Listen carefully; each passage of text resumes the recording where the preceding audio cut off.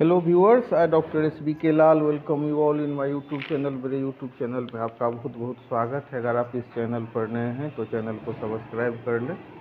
आज हम चर्चा कर रहे हैं रोटेशनल डायनामिक्स में radius of gyration, moment of inertia और टॉर्क के बारे में। तो आइए सबसे पहले हम समझते हैं कि अगर किसी वस्तु पर हम एक्सटर्नल फोर्स लगाते हैं किसी रिजिड बॉडी पर, तो उसमें दो तरह का मोशन होता है। एक होता है हमारा डिस्प्लेसमेंट मोशन और दूसरा होता है रोटेशनल मोशन।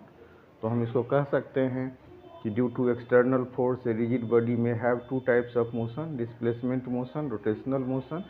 अब इसमें डिस्प्लेसमेंट मोशन में क्या होगा कि different parts of the body have the same motion, all the particles of the body move with the same linear velocity parallel to one another. Hence, by the application of force, all the particles are displaced by the same amount. It is evident that the displacement of the body can be none by the displacement of single particle. वहीं पर हम देख सकते हैं कि rotational motion में the body rotates about a fix axis, एक fix axis के अबाउट हमारा बॉडी रोटेट करेगा। This axis passes through the body. In rotational motion the different parts of the body move with the different linear velocity. तो different parts of the body different linear motion से माने गति में होगा। Rotational motion में जहाँ की एक फिक्स एक्सिस के अबाउट कोई वस्तु घूम रहा है तो उसमें different parts of the body का डिफरेंट लीनियर वेलोसिटी होगा। अब हम इसके बाद समझते हैं मोमेंट ऑफ इनर्शिया को। A couple is required to bring rotational motion in a body। एक जो बल युग्म चाहिए रोटेशनल मोशन उत्पन्न करने के लिए बॉडी में। This couple brings the body at rest to a rotational motion और change the rotational motion brings angular acceleration in the body. तो इस तरह से अब आगे हम समझते हैं कि मोमेंट ऑफ इनर्शिया एक वर्च्यू है। Moment of inertia is a virtue by which a body is unable to rotate about an axis. तो इस तरह से हम इसको समझ सकते हैं। ऐसे भी कह सकते हैं it is evident from the phenomena of rotating body, or in the rotational dynamics we may see that moment inertia is the property of the body due to which it is unable to rotate about an axis। अब इसमें हम अगर एक axis लेते हैं और उससे r1 दूरी पर उसमें देखेंगे, आप देख सकते हैं m1 मास की वस्तु है, r2 दूरी पर m2 मास की, r3 दूरी पर m3 मास की, r4 मास पर दूरी पर m4 मास की अलग अलग वस्तुएं हैं। और इस तरह से हम कह सकते हैं कि मोमेंट ऑफ इनर्शिया जो होगा, if the masses and distance of a particle from axis of the body be m and r respectively, then its moment of inertia will be mr²। और इस तरह से हम कह सकते हैं similarly the sum of the moment of inertia of all the particles of the body will be the moment of inertia of the body about the given axis. It is if the masses of the different particles of the body be m1, m2, m3, that so on m4, and their distances from the axis are be r1, r2, r3, rn respectively, then the sum of the moment of inertia of all particles m1 r1 plus m2 r2 is m1 r1 square plus m2 r2 square plus that so on mn rn square। तो इस तरह से हम इसको लिख सकते हैं कि I बराबर m1 r1 square plus m2 r2 square plus that so on mn rn square, और इसको टोटल जोड़ेंगे तो हो जाएगा summation I to n mr square. अब dimension of moment of inertia होता है ml स्क्वायर और यूनिट होता है मीटर स्क्वायर। अब इसके बाद हम समझते हैं रेडियस ऑफ वेरिएशन को।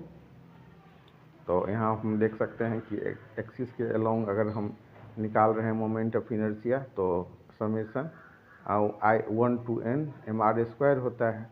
अब यहाँ पर हम इसको लिखेंगे I बराबर summation 1 to n mr square, या इसको हम लिख सकते हैं कैपिटल M को हम बाहर कर लेंगे तो हो जाएगा capital M summation r square बराबर mk स्क्वायर।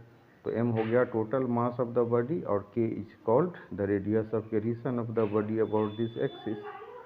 और इसके बाद हम समझते हैं कि ये जो हमारा इक्वेशन है इसमें जो मोमेंट ऑफ इनर्शिया से हम रेडियस ऑफ वेरिएशन को प्राप्त करते हैं।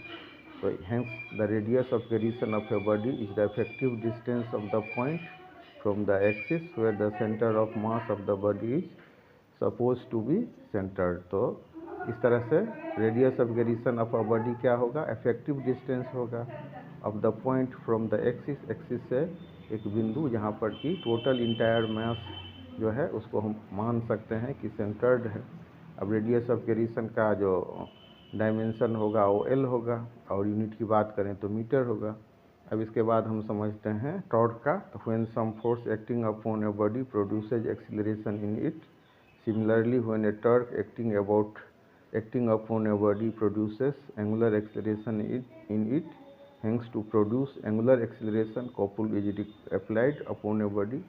तो एंगुलर एक्सीलरेशन उत्पन्न करने के लिए एक कॉपुल की आवश्यकता होगी। The moment of such a couple is called torque. और यही जो मोमेंट ऑफ कॉपुल होगा एक जोड़ा, आप तो उसको हम टॉर्क कहेंगे। हम देख सकते हैं कि जैसे किसी ढक्कन को खोलते हैं तो दो फोर्स अपोजिट एक दूसरे के अपोजिट डायरेक्शन में लगता है ना। यहाँ हम देख सकते हैं कि अगर हम दो को फोर्स लगाते हैं एक दूसरे के अपोजिट डायरेक्शन में तो ये मोमेंट ऑफ कॉपुल बनाता है। A body is made up of large number of particles, the angular acceleration of all the particle about any axis is the same but their linear acceleration is different since their distances from the axis are different. तो angular acceleration हो जाएगा d omega बटा d t, और इस तरह से distance हो जाएगा acceleration of the particle distance r1 from the axis, then the linear acceleration of the particle distance r1 from the axis हो गया r1 D omega upon D T. तो इस तरह से हम इसको निकालेंगे तो मोमेंट ये टॉर्क हो जाएगा हमारा I D omega upon D t, और आई यहाँ पर हो गया moment of inertia, D omega D T हो गया हमारा एंगुलर एक्सीलरेशन। और हम इसको कह सकते हैं कि moment of inertia of a body about an axis is equal to the torque that will produce unit angular acceleration about the same axis. तो यहाँ पर हमने निकाला कि होल बॉडी के लिए total moment of forces that is the torque will be, हम इसको कैलकुलेट करेंगे तो हो जाएगा I D omega upon D t. और इस तरह से हम इसको परिभाषित कर सकते हैं कि अगर टॉर्क 1 हो तो हेंस द